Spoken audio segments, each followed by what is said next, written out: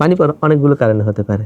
চোখের যে কোনো ধরনের প্রদাহ কারণে হতে পারে, কনজাংটিভাইটিস সহ যে কোনো আপনার চোখের পানি তৈরিটি হচ্ছে বেশি।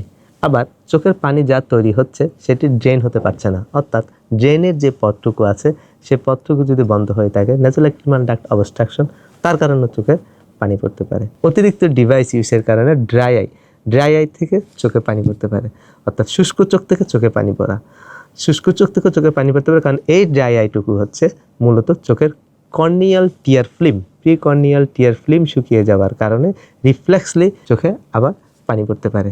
তাহলে ড্রাই আই থেকেও চোখে পানি পড়তে পারে, যেটা একটি অনেকেরই কাছে প্রশ্ন যে ড্রাই আই নামটিকুতে হচ্ছে চোখ শুকিয়ে যাওয়া, আবার এ থেকে কেন পানি পড়ে।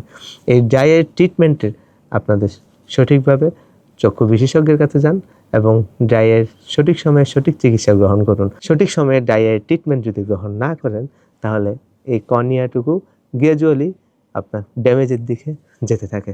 প্রথমত কর্নিয়ার এপিথেলিয়ামে ড্যামেজ হয় এবং আস্তে আস্তে কর্নিয়াটুকু একটি পার্মানেন্ট ড্যামেজের দিকেও এই ড্রাই আই থেকে সিভিয়ার ড্রাই হয়ে হতে পারে।